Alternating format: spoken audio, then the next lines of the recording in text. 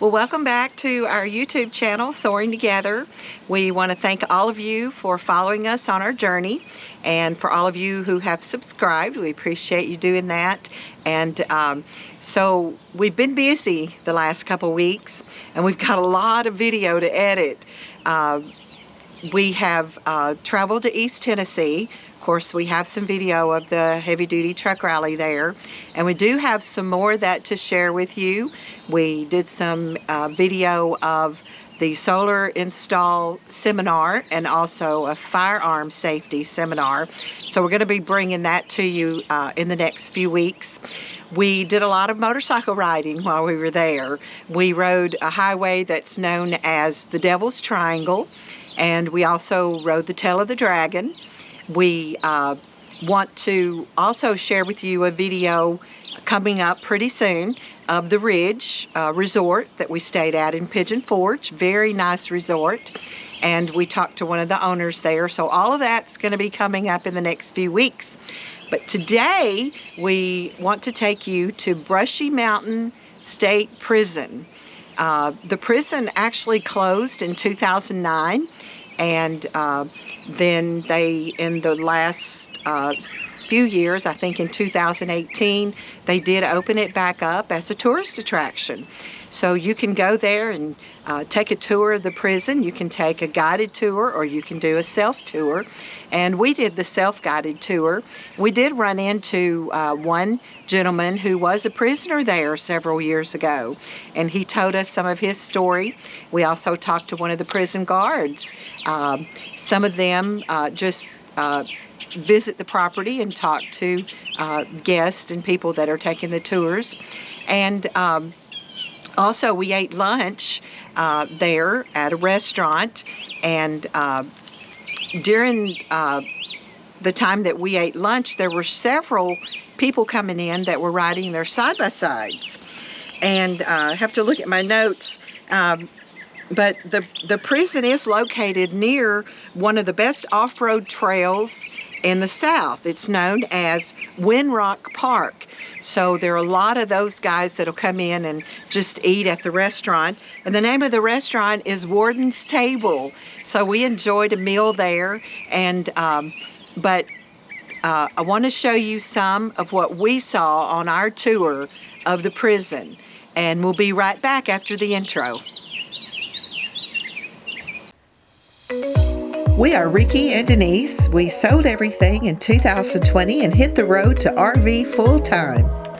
We travel in our Freightliner M2 truck, pulling our DRV JX 450 full house that hauls our 2020 Harley Tri-Glide. We invite you to travel along with us as we are soaring together. And what time are we leaving? Well, the prison says it opens at 10:30. So we'll probably So we probably need to leave here by 8. Nine. 8? Yeah. It's only an hour and 20. 9. Or an hour. 9.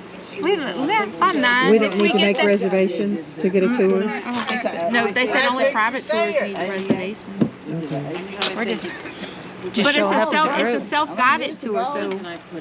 But there are private tours, but you have to have like 30 people. Oh, okay. It says self-guided, and while you're walking through, there's guards and ex-inmates that are there for questions. Okay, that's what I saw. All right.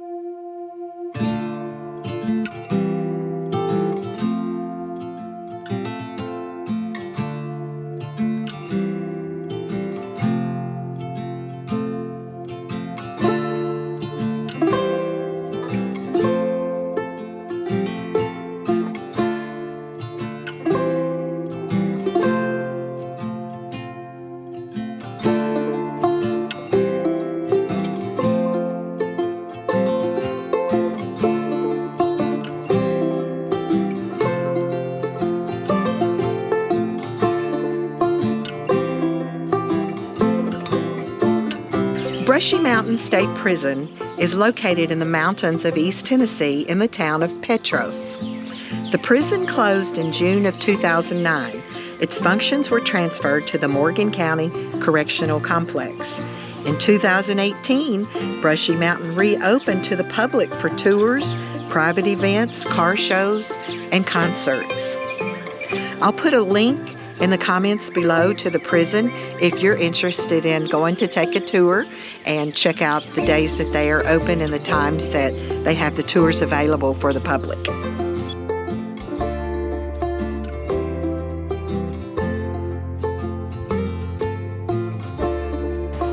So we're here at the Brushy Mountain Penitentiary.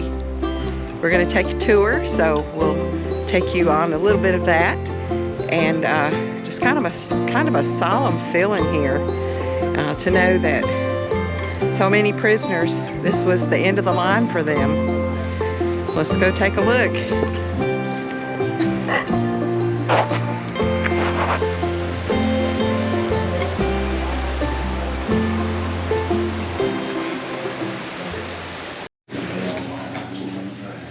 Is it okay for photos and video? Mm-hmm. As long as you ain't ghost hunting. As long as what? You're not ghost hunting. I'm not ghost hunting.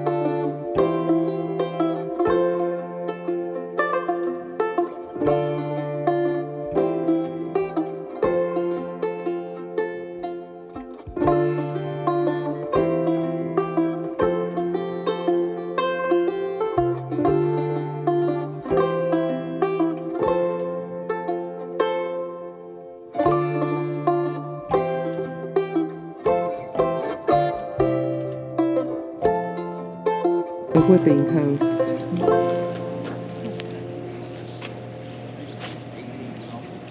While Brushy was notorious for its dangerous housing and labor conditions, one of the most notable and unfortunate facts of the prison life was the manner in which guards doled out disciplinary action. Whippings were commonplace and carried out using a 4-foot leather strap attached to a baseball bat handle. Prisoners were beaten until whelps appeared, then again and again until those blisters were broken. Screams were routinely heard by the townsfolk of nearby Petros, and countless prisoners slept on their stomachs until the wounds healed. Whippings were officially outlawed at Brushy in 1965 when the warden declared the act to be inhumane.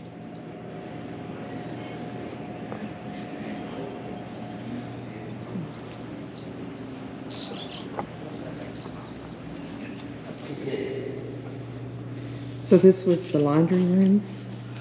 I'm assuming. This is all laundry. The laundry room. Are those wash machines back there? Yeah. Yeah, that's the biggest wash machine I've ever seen.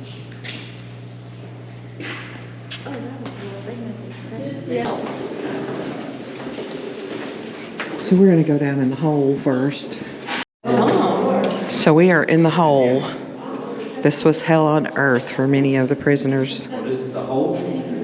When Brushy opened in 1896, the hole housed disobedient and dangerous inmates for days, weeks, even months at a time if the warden deemed it right. The hole wasn't just about solitary confinement to a 6 by 3 by 8 foot space. It was far worse. Inhabitants were once treated to suspend torture, tied by their thumbs to pulley cords hanging from the ceilings, toes barely touching, for up to 30 minutes. This went on until 1905, when the practice was deemed inhumane by a state Senate Commission panel, while the size of the hole increased to 4 by 8 by 10 when the new prison was opened in 1933. It was still a dreadfully dark dungeon containing just a mattress and 2 buckets, one for fresh water and the other for toilet. So this is what they used at the whipping post. The paddle with the wide felt. The stick that looked like a baseball bat. There's the cuffs and the chains that went from their hands to their ankles.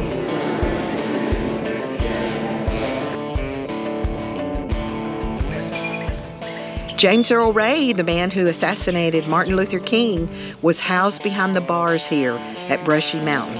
He escaped once and was caught 48 hours later in the mountains near the prison.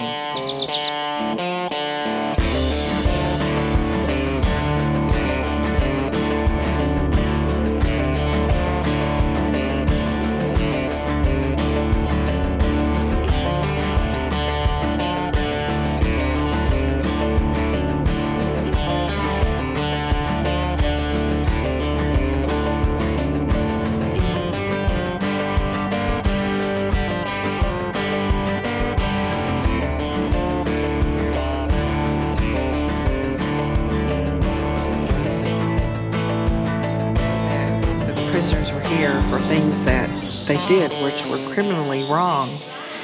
But I think when I walk through here, of all the mothers and all the fathers that knew that their son or their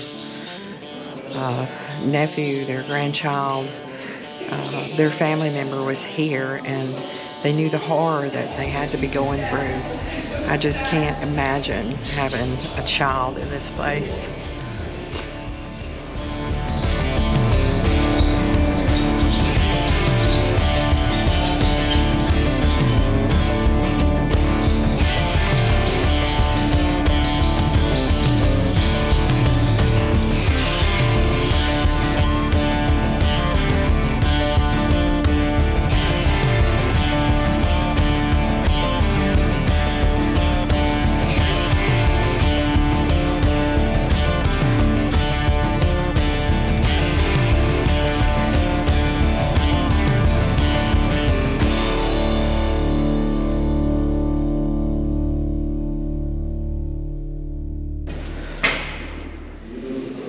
The guidelines were strict.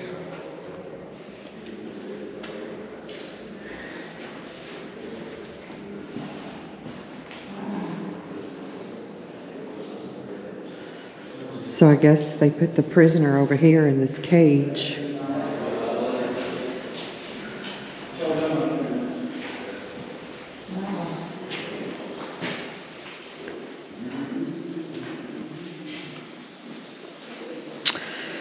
Can't imagine having to visit one of my children in this thing.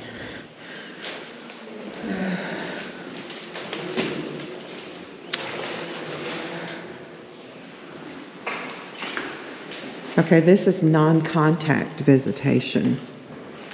This is where I've seen in movies where they sit and they talk to their, through the window with a headset on. Oh. Oh, this is the cafeteria that we look through the window. Yeah, see all the murals? Did the prisoners paint all that? I had one. Well, they decorated it up, didn't they?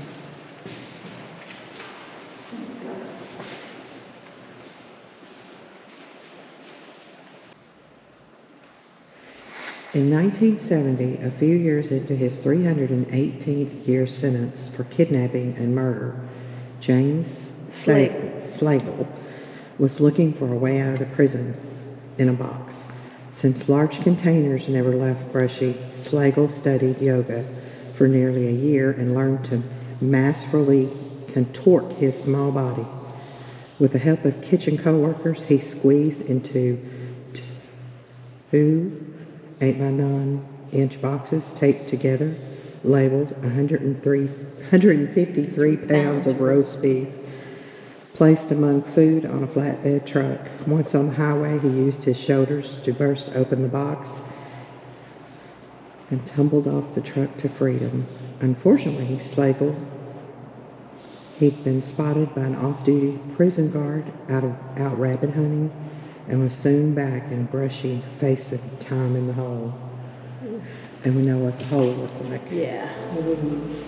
Brushy Mountain was the last place you wanted to find yourself, right in the middle of Tennessee's first maximum security prison, holding the state's most violent murderers, robbers, and rapists for over a century. With some sentences of 200 years or more, most of the men who walked through its gates would never be walking out.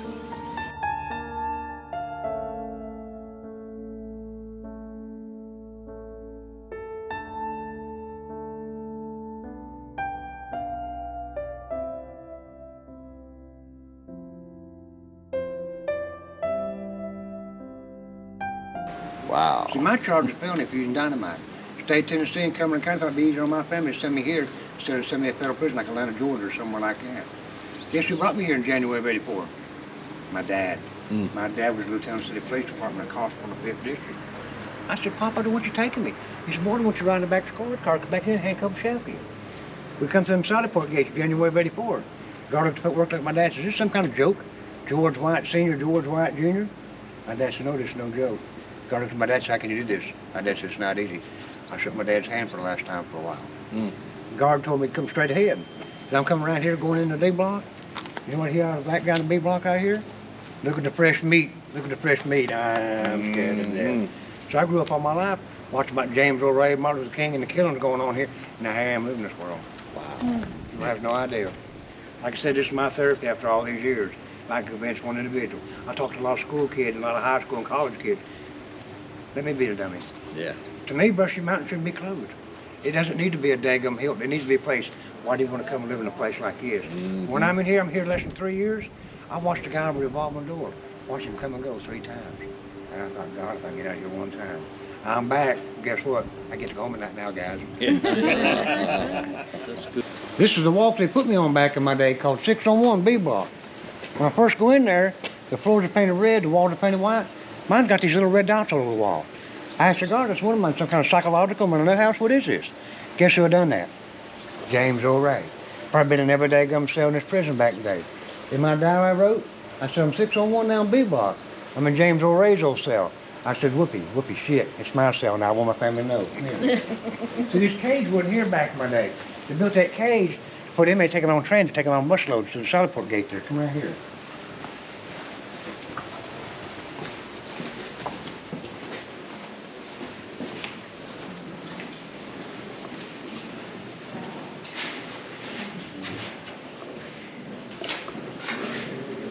Look what Georgia's got now, guys.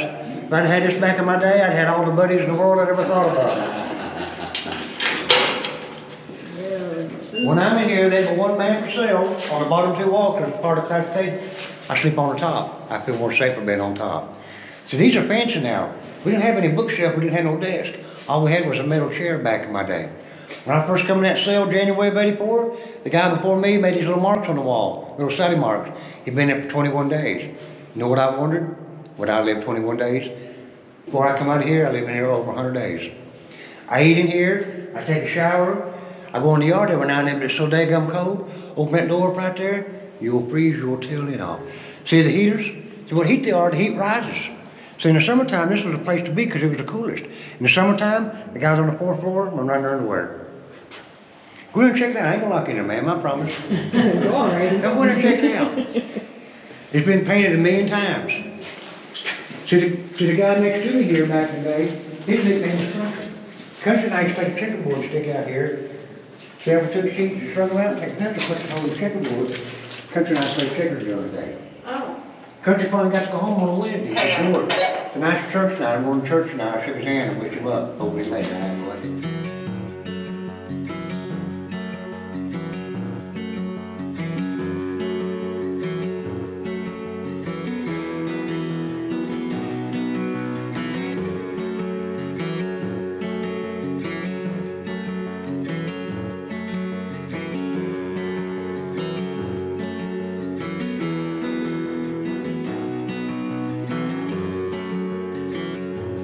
D-block meant solitary confinement without privileges or interaction with any others. It's a cage, just an exercise. Oh. Going back and forth, I guess, with everyone. They said do chin-ups. Yeah, he said they had a chin-up bar and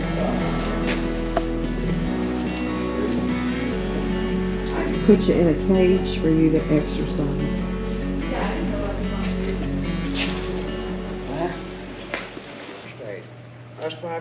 Life in maximum security. Said they built this as an upside-down cross, this building. Really? Yep. And they said they were condemned before they came in.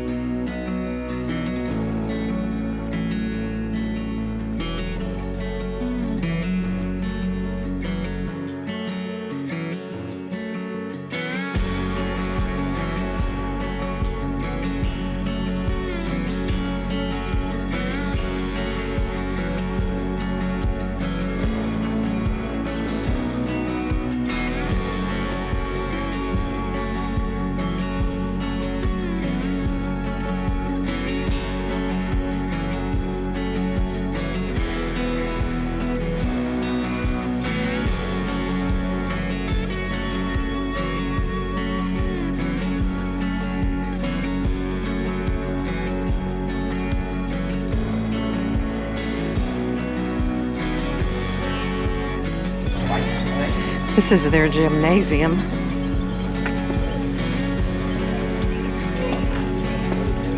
Big gym? big gym.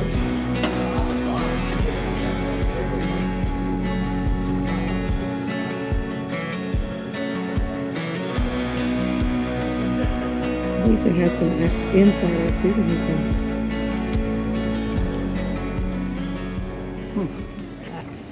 So they said this is the wall where James Earl Ray escaped back in that Corner. Yeah, he jumped that corner. Well, he made his ladder with those Pipes. plumbing pipes. Yeah.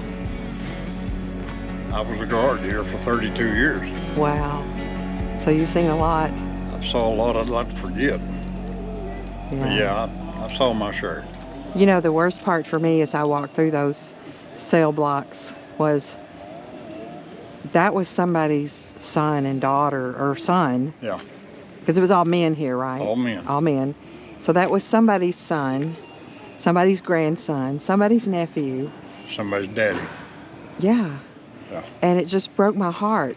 I mean, they were here because they were criminals. Yeah. Yeah. And we put criminals in prison. But years ago, the abuse they took. Oh yeah. And see, at one time, the average sentence here was 200 years per man. This was the end of the road. This was the end of the line. Yeah. You came here to die. Came here to die. So you saw prisoners cry, I'm sure? Oh yeah. And you know what they cried Scared for? to death? Scared to death for their own life inside here, Uh-uh. no?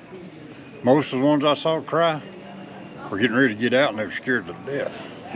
Because they'd been locked up back here for so long. You know, when you come to prison, gas is 17 cents a gallon. When you're fixing to go out and it's $1.17 a gallon. Or like now, you know, $4 a gallon. Yeah, because they lost you know, all that's that got life to be out. That's got to be a culture shock, Oh, yeah. you know. But it was definitely not a place to be. Well, our prayers for you because of Thank what you you. have to mentally go through now. Oh, yeah. After, I know works on our me. son's in the Air Force, you know, he's seen a lot in the Oh, wars. Yeah. But there's other things like your job Yeah. and the mental part that you have to deal with every day. Exactly. Thank you for your service. Thank you. They also house a distillery on the property that produces moonshine, vodka, and whiskey.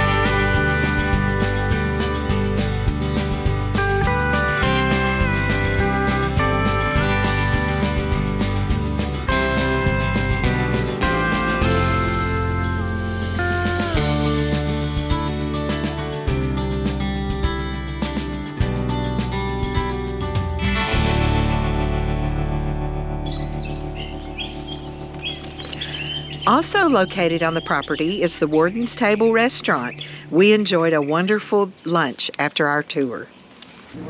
Well, we've taken most of our tour, and I don't know that I'm going to be able to capture this for you exactly the way it makes me feel. Well, I'll put the links below to the prison and also to the off-roading trail that I mentioned in the video.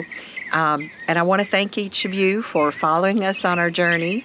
And if you're in that area of Tennessee, make plans to go take your own tour of the prison. Again, we want to thank you for following us on our journey. We've got a lot of good video coming up, as I mentioned at the beginning. So be sure to like and subscribe so you won't miss out on our journey as Ricky and I are soaring together.